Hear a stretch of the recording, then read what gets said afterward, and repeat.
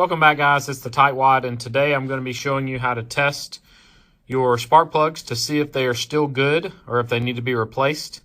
And I'm going to do a little bit of explaining about the parts of a spark plug, and then I'll show you how to test them. The testing actually takes less than a minute to do so if you have a multimeter.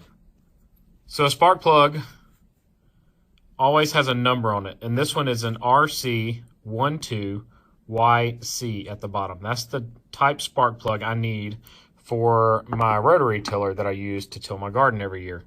And this one went bad, so I went to the store and got a replacement. And this one actually shows a different number here, BKR5E, but on the packaging it shows the Champion RC12YC. So it matches my original number. This is just a different brand, so it could potentially have a different number, but it will have any that it matches showing on the package. If you have a spark plug that has an R in the model number of it, that means that there is a resistor inside the spark plug.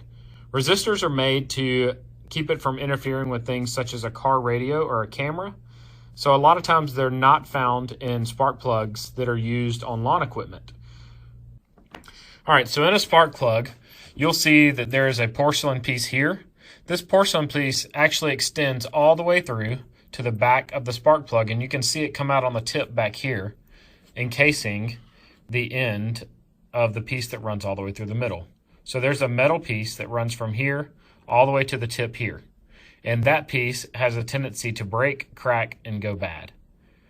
To test for ohms, you need to change your multimeter to the ohms setting.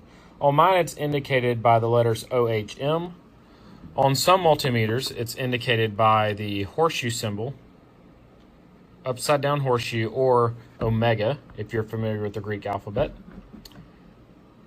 And I like the 20K setting. So anything between 10 and 20K is fine. If you don't have 20K, you can always go up higher.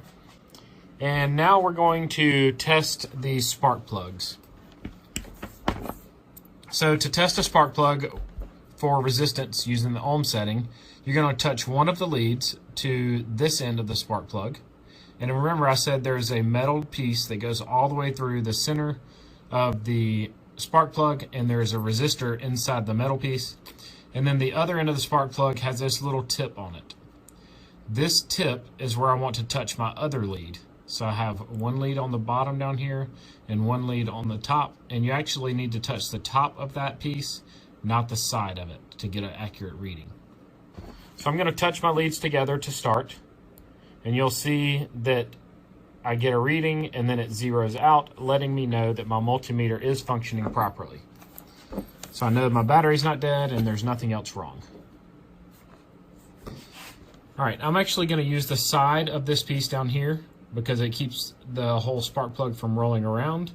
And then I'm going to touch the top up here. All readings of ohms I mentioned are actually in thousands. So when I say 6 ohms, I'm referring to 6,000 ohms. You'll see that I get a reading of 6 ohms exactly. Anything between 5 and 15 ohms is pretty normal for a spark plug made for a small engine, such as most of the things used for your lawn equipment at your house. What I should not get is a reading anywhere else on this spark plug. So if I touch any of these other parts, I should not get any resistance. If I got resistance here, that would mean that something is wrong where this metal shaft is coming into contact with this piece, or it's somehow leaching through the porcelain getting to here, indicating that it is now a faulty spark plug. So we shouldn't get any resistance on any other portion of the spark plug except for the tip of the metal piece here.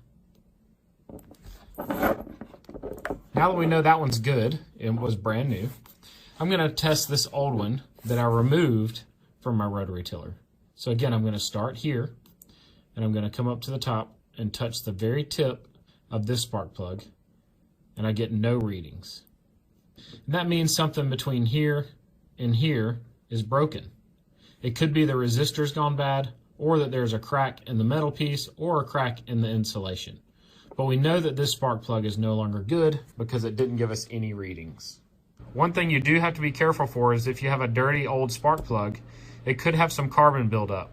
So you need to take a wire brush and clean this tip of the spark plug, or you can also spray some brake cleaner on it to get it nice and clean. Spark plugs with resistors typically have a higher reading of ohms than spark plugs without a resistor. So this particular spark plug does have an R in it, so we know that's why we have a reading of 5 or 6 ohms. If it did not have a resistor in it, we'd have a reading closer to 1 or 2 ohms. If your spark plug does have a resistor and you get up into the 15 ohms range, that could be a sign that your spark plug is starting to go bad. Anywhere between the 5 and 15 ohms range on a small engine style spark plug with a resistor inside should be fine to use. If it doesn't have a resistor, you're looking for anywhere from 1 to 5 ohms.